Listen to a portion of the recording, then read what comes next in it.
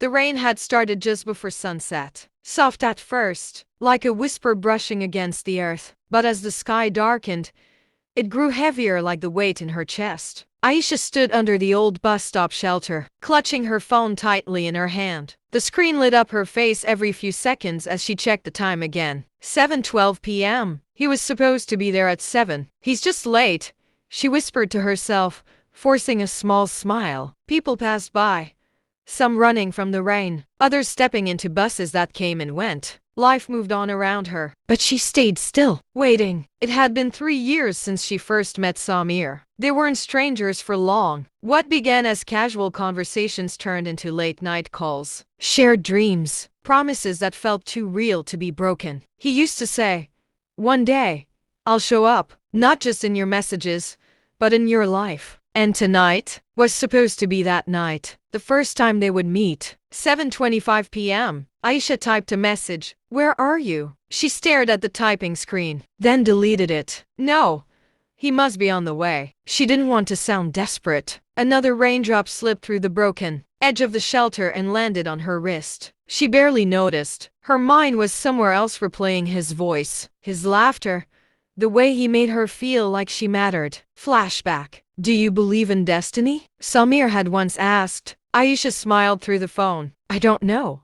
Do you?" "I do," he said softly, "because somehow, it brought me to you." She had blushed, even though he couldn't see her. 7:41 p.m. The rain grew heavier. Aisha hugged herself, shivering not just from the cold, but from something deeper, a creeping doubt. She checked her phone again. No messages, no calls, nothing. She finally gave in and typed again. "Are you coming?" This time, she sent it. The message delivered, but no reply. A bus pulled up. People rushed inside. For a moment, she thought, maybe he was in there. Maybe he'd step off, smiling, apologizing, holding flowers like in the movies. But the doors closed, and the bus drove away. Without him. 8:05 p.m. Her heart started to sink. What if something happened? She whispered. Her fingers trembled as she dialed his number. "The number you are trying to reach is currently switched off." Her breath caught. She tried again. Same response. Again and again, until her hand slowly dropped to her side. The street was quieter now. Even the rain seemed to slow, as if the world itself was waiting for an answer she wasn't getting. She remembered the last thing he told her the night before. "Tomorrow, everything changes." She had smiled all night after that. She imagined meeting him, laughing together, finally seeing the face behind the voice she loved. She imagined a future, but now, all she had was silence. 8:32 p.m. Aisha sat down on the cold bench.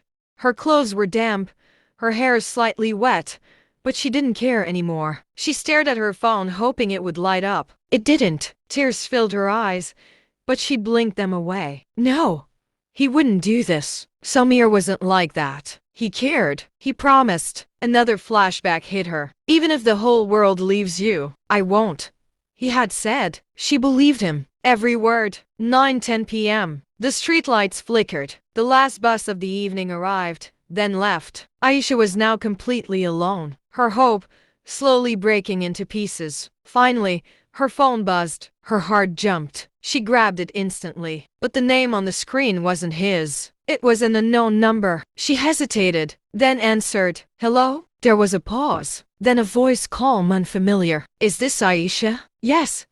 "Who is this?" Another pause. Her heart started pounding again. "I'm calling from City Hospital." Her grip tightened. "Why?" "We found your number in a phone belonging to someone named Samir." The world around her went silent. Even the rain seemed to stop. Her voice came out barely as a whisper. "Is he okay?" There was a silence on the other end, the kind that answers everything before words do. "I'm sorry. There was an accident." The phone slipped from her hand. It hit the ground, but she didn't hear it. Her ears were ringing. Her chest felt tight. Her legs refused to move. He was on his way. The voice echoed in her mind. "Tomorrow, everything changes." She dropped to her knees. Tears finally broke free, uncontrollable, unstoppable. "No, no, no." Her voice cracked into the empty night. All this time, he was coming. He didn't forget. He didn't leave. He tried, but he never made it. The rain started again, heavier than before, as if the sky itself was mourning. Aisha stayed there, long after the streets emptied, long after the night grew colder. She picked up her phone with shaking hands. His last message still sat there from the previous night. I'll see you tomorrow. Don't be late. I've waited long enough. She let out a broken laugh through her tears. I was on time. Her voice faded into a whisper. You weren't. Days passed, then weeks, but that bus stop never felt the same again. Sometimes she still came back, not to wait, but to remember. She would sit on the same bench,